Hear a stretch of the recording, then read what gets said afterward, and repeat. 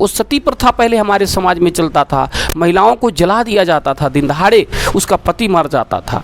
लेकिन वहाँ पर क्या व्यवस्था बनाया गया ताकि उस बहुजन समाज की बेटी का इज्जत के साथ खिलवाड़ किया जाए और उसकी इज्जत को उड़ाया जा सके।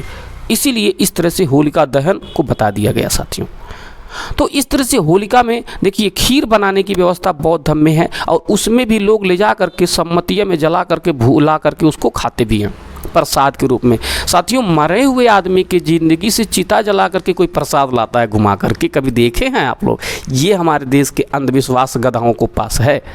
जो मरा हुआ इंसान के तिकठी पर जला करके चिता से ला करके गेहूँ को ला करते और उसको प्रसाद के रूप में खाते हैं और उसका नाम रखे हैं सम्मति। सम्मति में होता है विचारधारा, समानता बंधुत्व का विचारधारा को समाप्त कर दिया जाए, उसी को कहते हैं सम्मत जलेगा, उसी को कहते हैं होलिका दहन।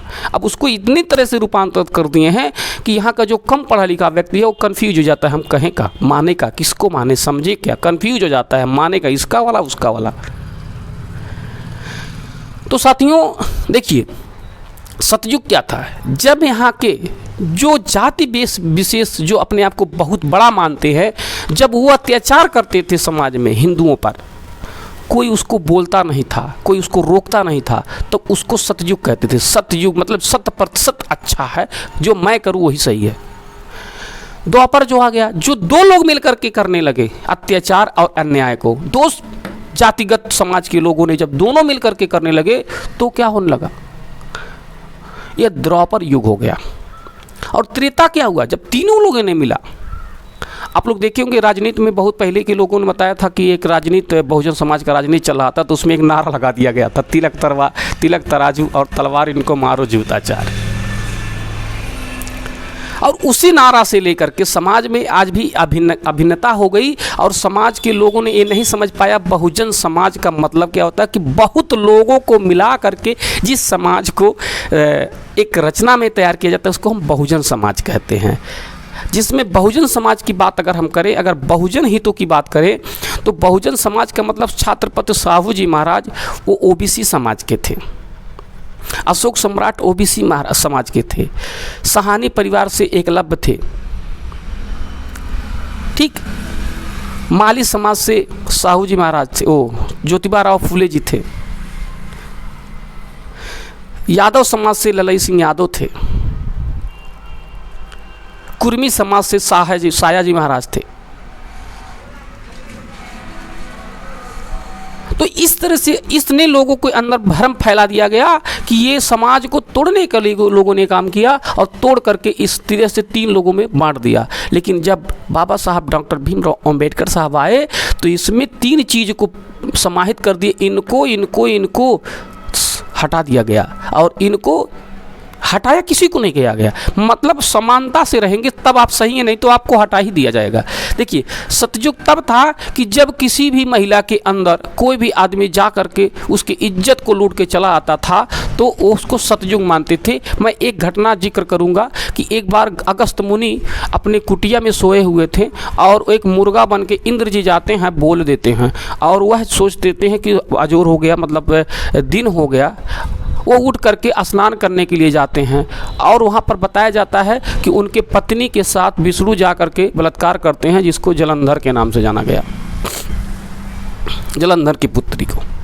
तो ऐसे ऐसे कहानियों को जो कोई नहीं रोकता था तो वो सतयुग था। द्वापर जो था जिसमें क्षत्रिय और वो दोनों समाज के लोग मिल करके इस तरह से अन्याय करते थे, किसी की बेटी बहन का डोली को रुकवा लेते थे और अपने रात घर पर गुजारते थे, तो उसको द्रौपद के आगे मैंने दोनों लोग मिल करके अन्याय में भागीदारी हो गए।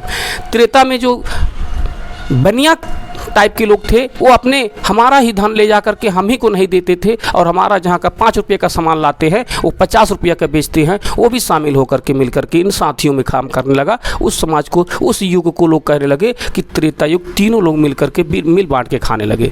और बाद में आता है कलयुग, जब समाज में संरचना तैयार हुआ और सामाजिक तत्वाधान से लड़ाइयाँ हुई और लड़ाइयों के दौरान इस चीज़ को देखने के बाद पूर्ण रूप से बाबा साहब डॉक्टर भीमराव अंबेडकर साहब ने एक आर्टिकल लिख दिया कि सारा समाज एक है। तब लोगों ने कहा कलयुग लग गया।